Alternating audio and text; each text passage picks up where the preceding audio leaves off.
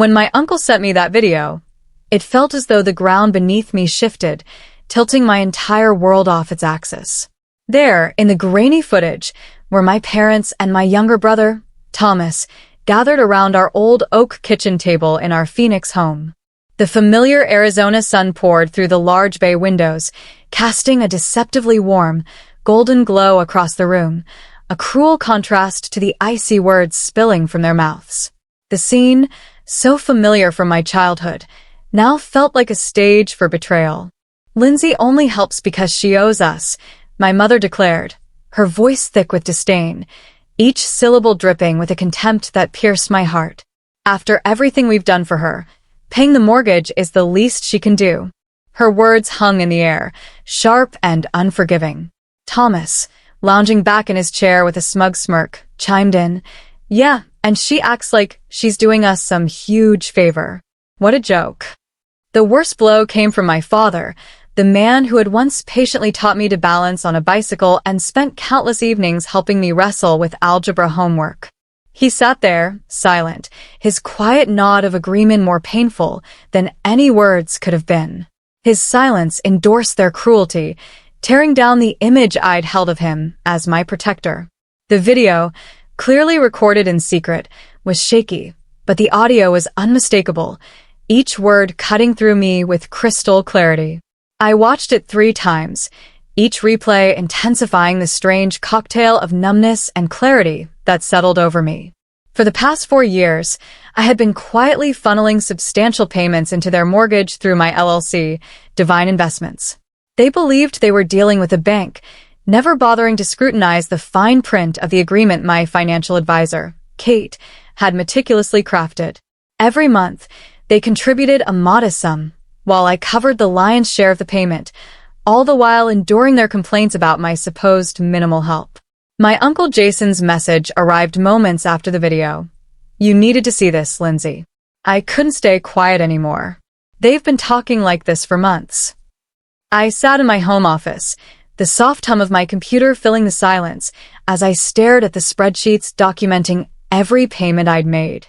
The numbers were undeniable. Over $267,843 invested in keeping them comfortable in that house, a place filled with memories now tainted by their ingratitude.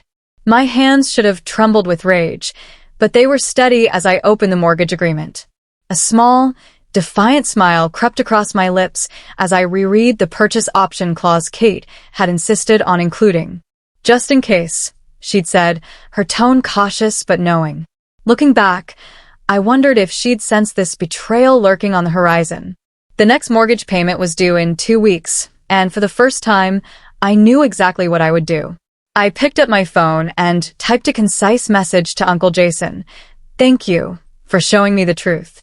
Don't worry, I won't let them know you sent this, but things are about to change." I'd always been the family's safety net, though they'd never acknowledge it. 4 years ago, when the Phoenix housing market crashed and they teetered on the edge of foreclosure, I stepped in. At 27, I was already thriving as a software development manager, a career my parents had never approved of.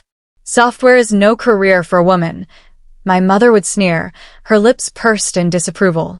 "Thomas is the one with real business sense." Yet Thomas, with all his supposed business acumen, had nearly driven my father's real estate company into bankruptcy within 2 years of taking the helm. When they faced losing the house, I turned to Kate for advice. She proposed a creative solution: establish an LLC, purchase the house through it, and let them believe they were still dealing with a bank. "It protects you legally while helping them," she explained. It seemed perfect at the time. I could support them without bruising their pride. Divine Investments LLC became their mortgage holder, and I supplemented their monthly payments without their knowledge. They maintained their dignity, and I kept the family stable. Only Uncle Jason knew the truth, having overheard Kate and me discussing the arrangement at a family barbecue. "You're too good to them, Lindsay," he'd said, shaking his head. "They don't deserve your kindness." I defended them, insisting, "They're family. They might not understand my choices, but they've always given me a home." Now, watching the video for the 4th time, their words echoed relentlessly in my mind. She owes us, what a joke, the least she can do. Each phrase was a knife, twisting deeper into wounds I hadn't known existed. I opened my laptop and logged into the LLC's account. The next mortgage payment was due on the 15th, 13 days away. They had never been late, always transferring their portion like clockwork. But now, armed with the truth of their feelings, I had no intention of covering the rest. Let them face the consequences of their ingratitude. Let them deal with the bank, or rather, with me, their daughter, the worthless burden, who was actually their landlord. The thought brought a bitter smile to my face. Sometimes, karma needs a gentle nudge. The video wasn't the end of the revelations. The next day, Uncle Jason sent screenshots of a family group chat I'd been deliberately excluded from, appropriately titled Family Finances. Created 6 months ago, it was a digital dagger, each message a deeper betrayal. Lindsay thinks she's so special with her tech job, Thomas had written. She barely helps with the mortgage while I'm here every day running Dad's business. My mother's response chilled me to the core. We should ask her for more money. She's single, no kids. What else does she spend it on?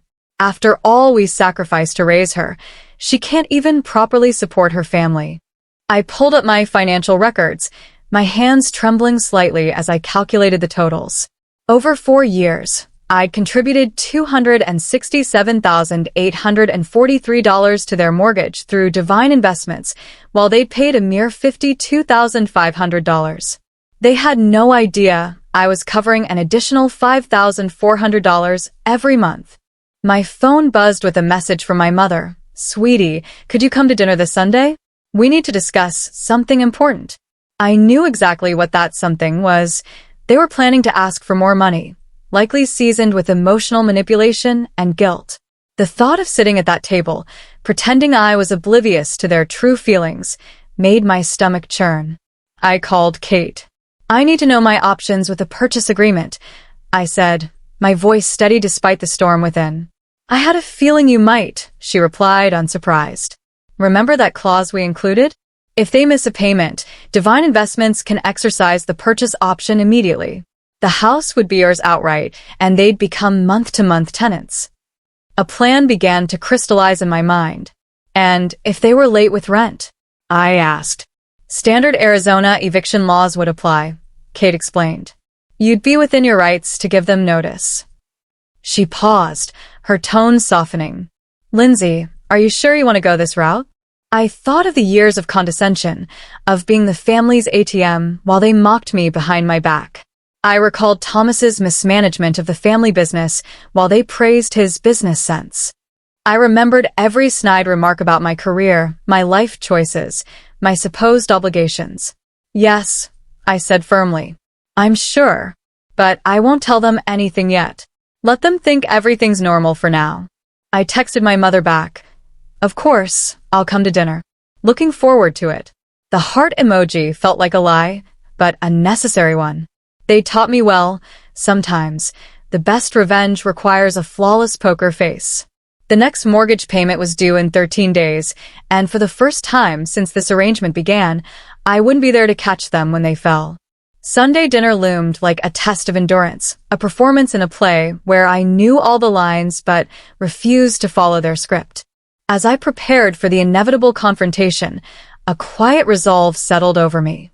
They had underestimated me for years, but soon, they'd learn the true cost of their words. I arrived at their Phoenix home precisely at 6 o'clock, the setting sun painting the sprawling desert landscape in vibrant hues of orange and purple, casting long shadows across the cactus-lined street.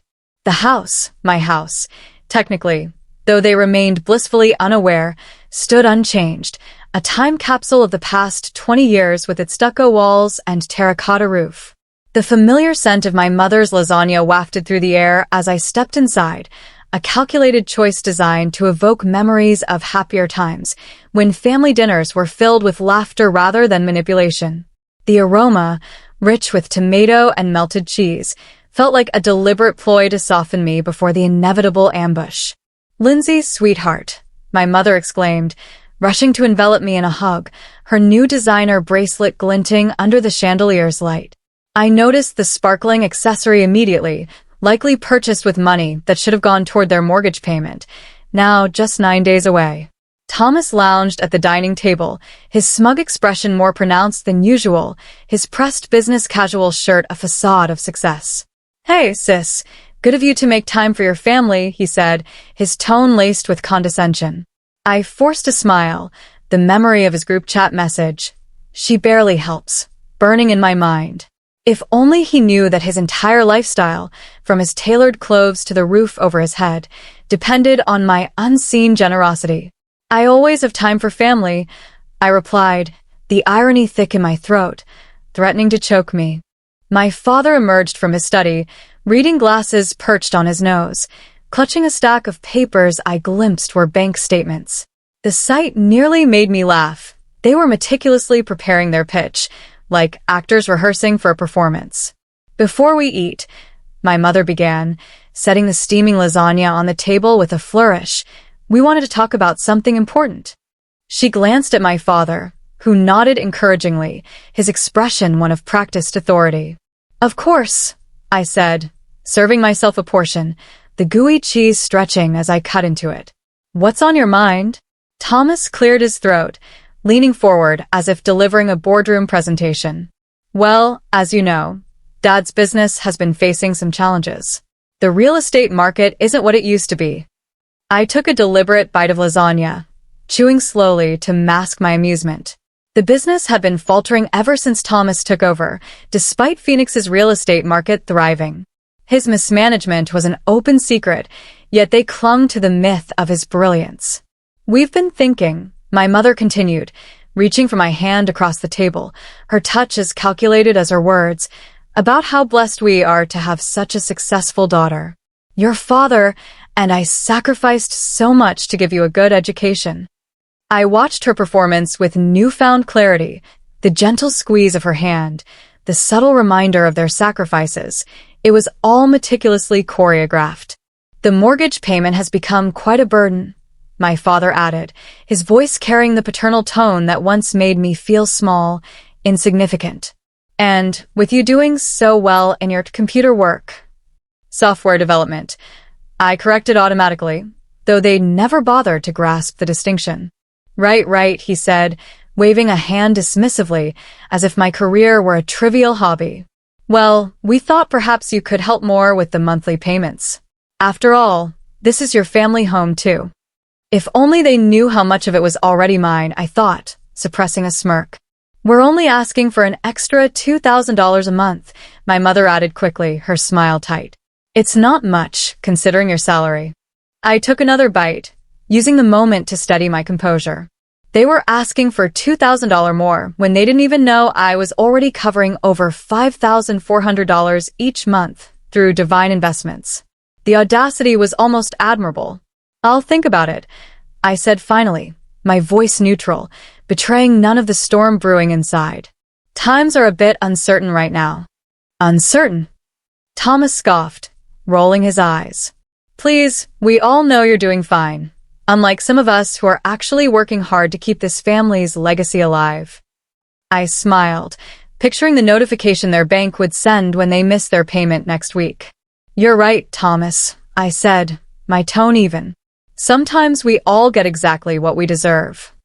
After dinner, I excused myself to use the bathroom, but took a deliberate detour past my father's study. The door was ajar, and I could hear their hushed voices drifting out. I paused, heart pounding, as their words revealed the depths of their betrayal. "She's not going to help," Thomas said bitterly. "Did you see how she just sat there, acting all superior with her tech money while our business is struggling?" "Patience," my father replied calmly. "We have another option.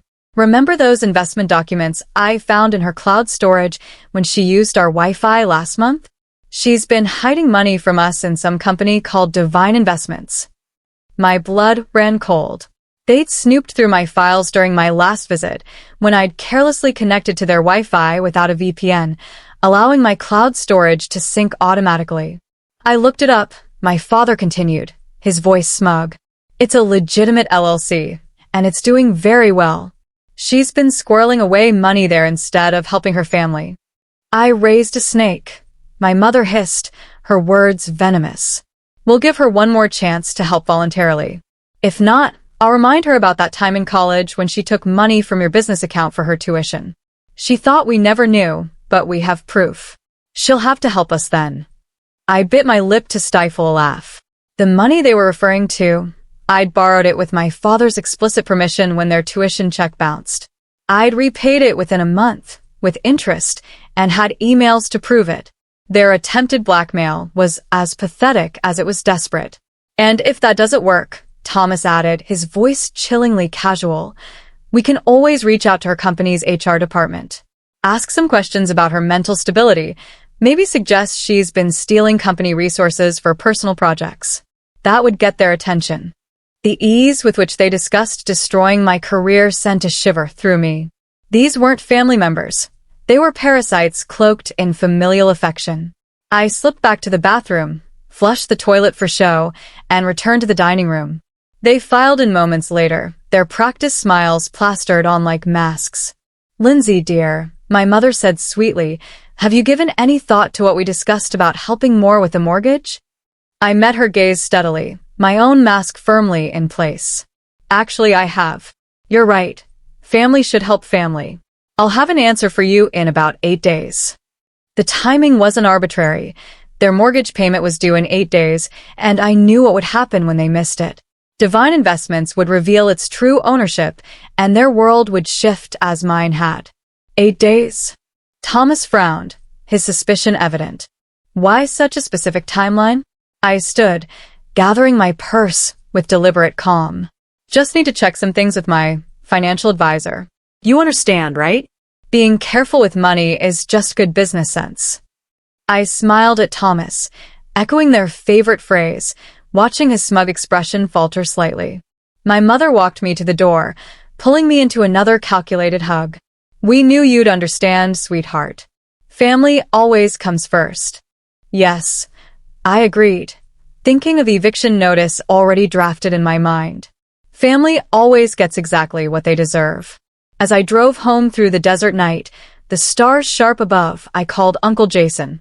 "You were right about them," I said when he answered, my voice steady despite the weight of the evening. "But don't worry, I'm done playing the silent partner in their little drama. It's time for the final act."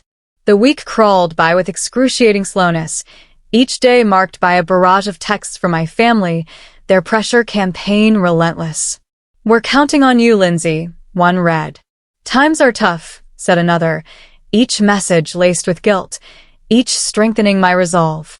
I forwarded everything to Kate, my financial advisor, who was helping me prepare for the inevitable confrontation. "The paperwork is ready," she confirmed during our meeting 3 days before the payment was due. Once they miss the payment, Divine Investments can exercise its purchase option immediately. "I've also prepared the eviction notices, just in case." I nodded, reviewing the documents with a calm focus. "And you're sure everything's legally sound? They can't fight this." "They signed the agreement 4 years ago," Kate assured me. "Your father barely read it. He was too desperate for the bailout. Everything's perfectly legal." That evening, Thomas launched his own attack via text. "Hey, sis, I was just talking to my friend in tech recruitment. Heard some companies are doing layoffs. Must be scary for you. Good thing you have family to fall back on."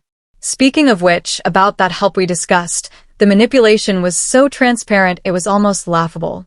I showed the message to Uncle Jason over coffee the next day. "They never change," he said, shaking his head. "Your aunt and I watched them do this to everyone in the family. It's why we distanced ourselves years ago." "Did you know they went through my files when I visited?" I asked, unsurprised. "Not surprised," he replied. "They did the same to your cousin when she stayed there last year. They're always looking for leverage." He paused, his eyes searching mine. "Are you ready for the fallout? They won't take this well." I thought of their threats to contact my company's HR, their plans to blackmail me, their years of taking my help while mocking me. "I'm ready," I said. They made their choice. Now they'll face the consequences. 2 days before the payment was due, my mother called. "Lindsay, we need your answer about the mortgage help. Times are tough, and family needs to stick together." "Don't worry, Mom," I replied, my voice steady. Everything will be clear very soon. That night, I received an email from their bank. They'd attempted to transfer their portion to Divine Investments, but the payment had bounced. Their account was overdrawn. I forwarded the notification to Kate. "Here we go," she replied. "Want me to start the proceedings tomorrow?" I thought of the lasagna dinner, their smug faces, their casual discussion of destroying my career. I thought of the years of manipulation, the constant demands, the endless ingratitude. "No," I typed back. "Let's wait until the payment officially fails. Let them spend the next 2 days thinking everything's fine. They taught me well, timing is everything." I opened my laptop and began drafting an email to my company's HR department, documenting my family's threats and attaching the evidence Uncle Jason had gathered. I wasn't leaving anything to chance. The end was in sight, and I was ready to let them face the consequences of their own actions. Sometimes, I muttered to myself, a wry smile forming. The best revenge is simply letting people reap what they've sown. The mortgage payment deadline arrived and passed without fanfare. At 9 a.m. sharp, the automated system for Divine Investments sent out its default notice, a digital herald of the reckoning I'd been planning for weeks. I sat in my home office, my phone resting on the desk, counting down the seconds until the inevitable call. It took exactly 12 minutes for my phone to light up with my mother's number. When I answered, her voice was frantic, a sharp edge of panic cutting through her usual composure. "Lindsay, something's wrong with our mortgage payment. The bank is saying we defaulted, but that's impossible. We need your help immediately." I leaned back in my chair, my voice calm and measured, a stark contrast to her desperation. "Actually, Mom, Divine Investments isn't a bank. It's an LLC, my LLC, to be specific." The silence on the other end was deafening, a void filled with the weight of her dawning realization. "What?" she whispered, her voice barely audible, trembling with disbelief. "Check your email," I continued, my tone steady. "You'll find a notice explaining that, due to your default, Divine Investments is exercising its purchase option. The house is now legally mine. Your status has been changed to month-to-month tenants." This is a joke," she stammered, her words stumbling over each other. "No joke," I replied, the clarity of my resolve unshaken. "I've been covering the majority of your mortgage for 4 years, over $267,000, while you all mocked me behind my back, called me a burden, plotted to blackmail me, and even threatened my career." "How did you?" she began, but I cut her off. "Uncle Jason showed me the video. He showed me everything. Now, about your tenancy, your first rent payment is due in 30 days. I suggest you start looking for somewhere else to live." My father's voice broke in, gruff and indignant. They put me on speaker. "You ungrateful." "Careful," I interrupted, my voice sharp but controlled. "Is that any way to talk to your landlord? The eviction notice is ready. Don't make me serve it sooner than planned." I ended the call with a tap, my finger steady, and promptly blocked their numbers. Within minutes, my email inbox began to flood with messages from their flying monkeys, distant relatives, family friends, even a cousin I hadn't spoken to in years, all accusing me of cruelty, preaching that family should forgive family. I deleted each one without reading past the subject line. Some debts, I thought, cannot be paid with forgiveness. 3 months later, I stood in the empty Phoenix house, my footsteps echoing through the bare rooms, the walls stripped of the memories that once defined them. My family had moved out the previous week, forced to downsize to a modest apartment across town, their pride and illusions shattered.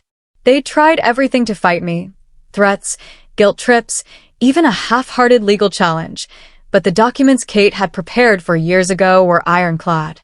My father, in his desperation back then, had barely skimmed the agreement before signing, too eager for the bailout to notice the fine print. In the end, they had no choice but to accept the reality. The house was mine, and their time in it was over. Thomas's attempt to sabotage me by contacting my company's HR department had backfired spectacularly. Thanks to my preemptive email, complete with Uncle Jason's evidence, screenshots, the video, and a detailed timeline of their threats, his accusations were dismissed immediately. Instead, HR reported his actions to the state real estate board, which launched an ethics investigation into his conduct.